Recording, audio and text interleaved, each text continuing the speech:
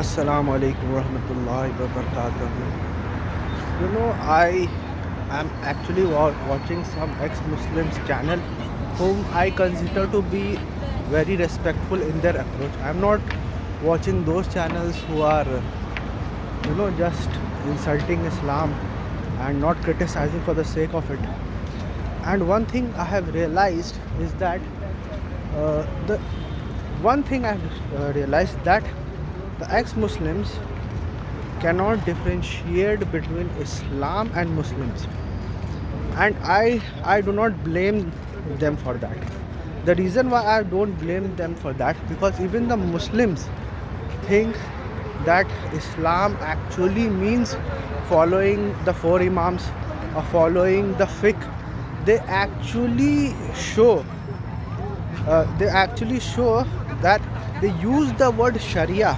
Muslims, the religious Muslims, actually use the word Sharia, which is actually fiqh. For example, there is Hanfi fiqh, Shafi fiqh, Maliki fiqh, fine. But the adherents of this fiqh, they use this word and called, according to Sharia, this is not allowed. But if you realize, if you, many people say that according to Sharia, insurance is haram. But if you ask them that where it is written that insurance is haram, so they will quote some scholars who actually believe that insurance is haram. So according to his research, insurance is haram. Fine. So instead of saying that this is from that scholar and this is from fiqh rather than Sharia, they use this word interchangeably. If there is something in Hanfi fiqh, Shafi fiqh, or Hanbali fiqh, it is actually considered as Sharia and it is actually at least treated as divine. On theory, if you say that these are scholars, these are human beings, they can make mistake, we don't follow them blindly. But when you practically blindly follow them, you are actually from your actions showing that the fiqh is actually Sharia. So whenever ex-Muslims criticize Islam, they are actually not criticizing Islam, or they are actually not criticizing the Sharia. They are actually criticizing the fiqh, not the religion, but the understanding of religion. Now, this is the problem that we are facing right now, and this is the reason I follow people like Ghamdi Saab, because he always differentiate between Sharia and fiqh. He always differentiate between Sharia and fiqh.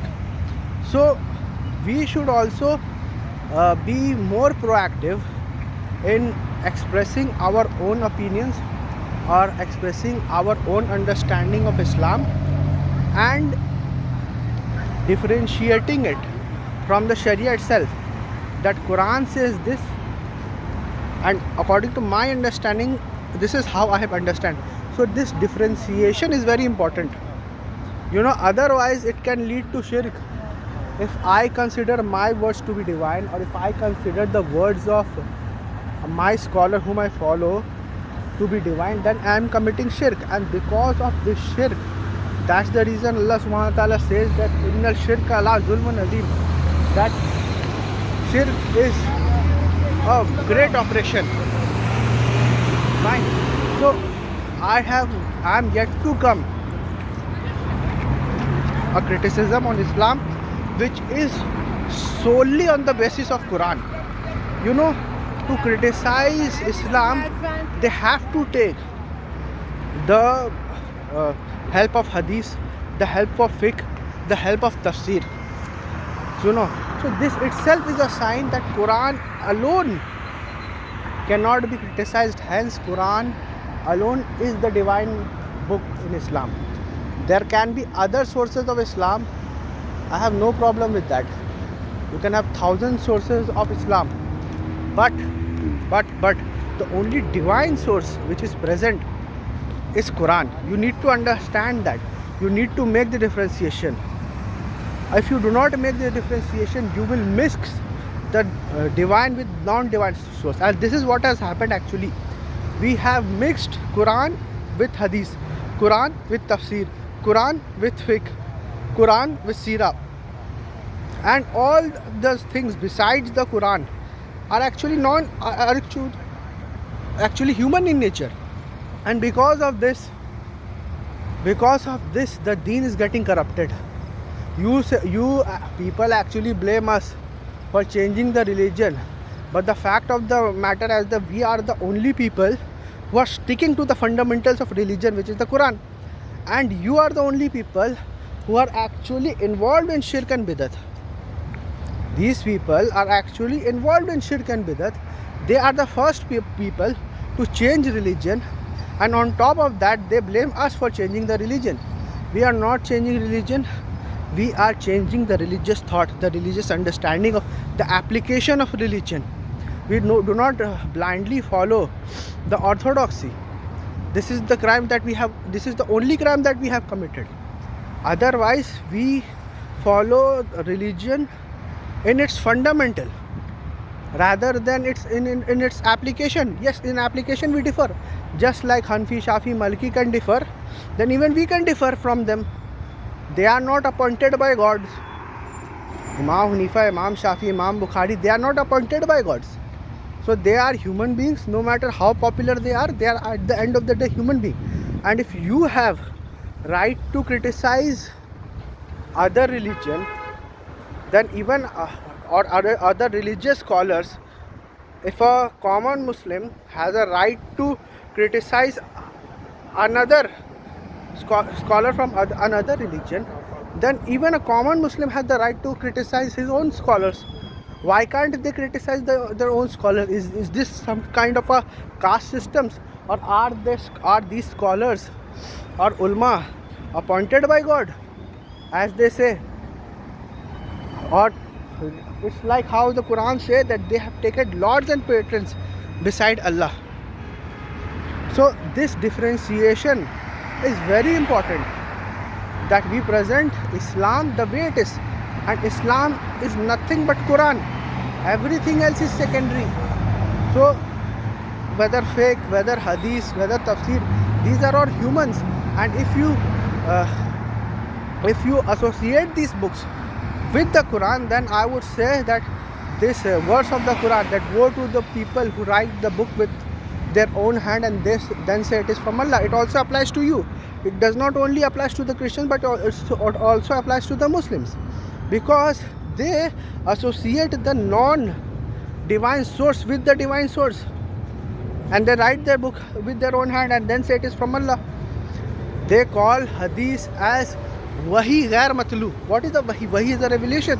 So they called hadith as a revelation. So they write the book with their own hand and say that it is a revelation from Allah. And they even pick and choose. This hadith is sahih, this Ravi is true, this Ravi is false.